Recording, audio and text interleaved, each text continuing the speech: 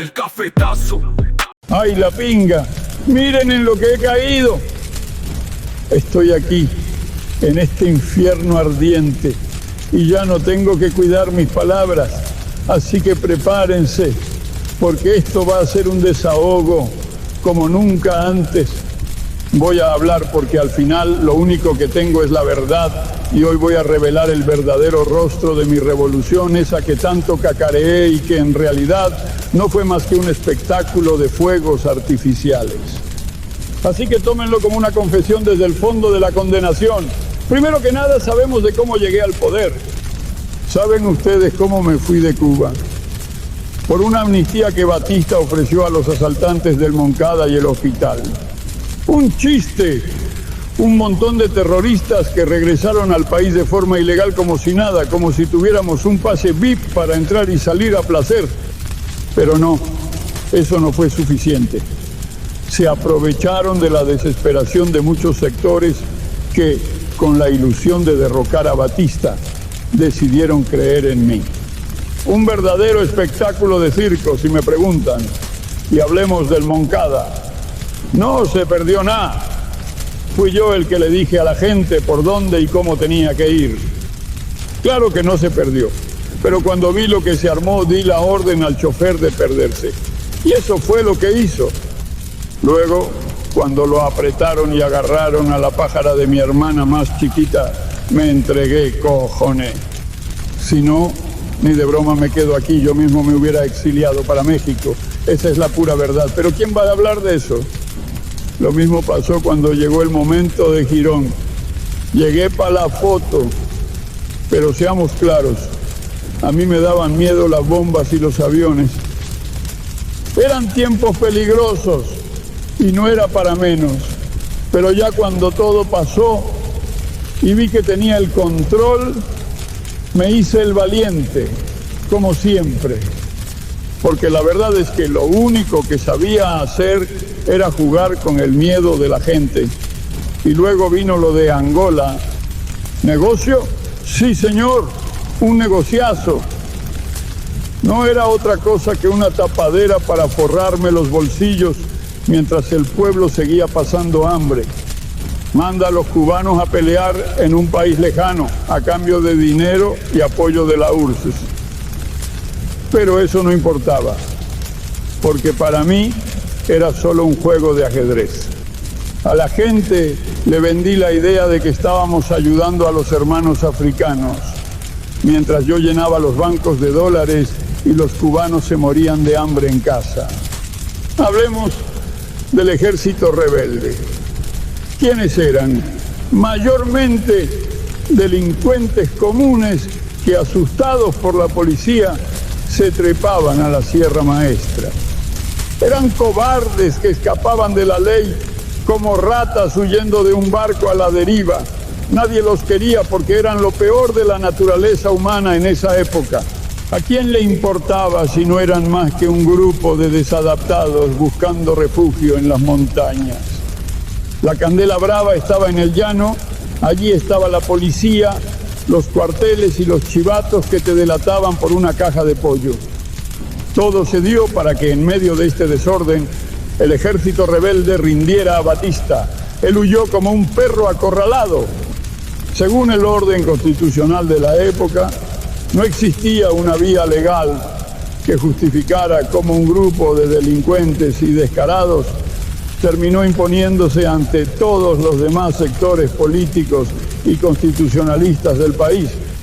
Y así, mediante juicios sumarios, acusación de contrarrevolución, que podía significar cualquier cosa, y sobre todo, mediante el terror, me impuse. Eso es lo único que sabía hacer, porque al final así es como se mueven las cosas en este mundo. Y luego vino lo mejor, la educación. Pero no la educación que verdaderamente necesita el pueblo. No, eso fue otro plan. Se encargaron de ponerla en manos del Estado para reclutar a sus mejores candidatos, los que perpetuarían el poder, los que seguirían mi legado de terror y abuso. ¡Cojones! Eso es lo que hicimos. Desde ahí todo empezó a desmoronarse, pero eso no era un problema para mí. Tenía a mis fieles seguidores que se tragaban cada palabra que decía, como si fuera un dios. Hablemos de las acusaciones. ¡Ay, esas acusaciones! Desde el tráfico de drogas hasta los negocios en África, donde vendía mis servicios médicos como si fueran mercancías.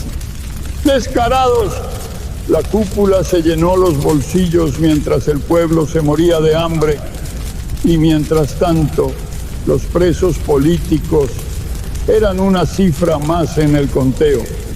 A muchos los eliminé, sí, porque era más fácil que lidiar con ellos. ¡Que se joda la democracia! Así se hacía la revolución. Todo esto, claro, para mantener un poder que, si bien se veía sólido desde afuera, en realidad era más frágil que un cristal. No puedo dejar de mencionar cada una de esas campañas nefastas que llevamos a cabo. Esas fueron unas de las peores. Desde la campaña contra la homosexualidad hasta las masacres de los opositores, todo en nombre de la revolución. Siempre encontré una justificación para mis crímenes, porque al final solo había una regla. El fin justifica los medios. Esa es la lección más dura que aprendí y hoy desde el infierno se los digo a todos. No se dejen engañar. ¿Y qué me dicen del colapso de la economía? ¡Ay, la economía cubana! Un mojón. La revolución prometió un futuro brillante y miren lo que logramos. Colas interminables, hambre y un sistema de salud que solo existía en los discursos. Los médicos se fueron, pero la propaganda quedó. Se nos llenó la boca hablando de logros y mientras tanto la gente se moría en las puertas de los hospitales. Y yo ahí, haciendo discursos de horas sobre la grandeza de la revolución. Así que aquí estoy, en este infierno, recordando mis días de gloria. Y me doy cuenta de que no soy más que un cingao. Fui el rey del engaño y el autor del desastre. Mi legado no es uno de libertad, sino de represión, miedo y sufrimiento. Todo lo que hice fue en nombre de un sueño que nunca existió. Y ahora estoy atrapado en este fuego eterno. Y no hay forma de salir de aquí. Pero quiero que sepan que tengo un consuelo. Que se joda el legado. Estoy aquí para gritar que todo fue un engaño, un juego sucio y que la verdadera revolución nunca llegó. El pueblo sigue sufriendo y yo sigo pagando por mis pecados. ¡Pinga! Si pudiera volver atrás lo haría diferente, pero ya es tarde. Así que desde el infierno, a esos todos que todavía creen en la revolución, ¡a la pinga! Ahora que vengan a escucharme. Voy a hablar por todos esos que no tienen voz. La revolución es un mojón y yo soy el verdadero cingao aquí, el que arruinó la vida de millones. Y ahora, desde el infierno, sigue pagando el precio. Les dije que patria o muerte y me cingué la patria. El cafetazo, con Chucho del Chucho, clic, clac, boom.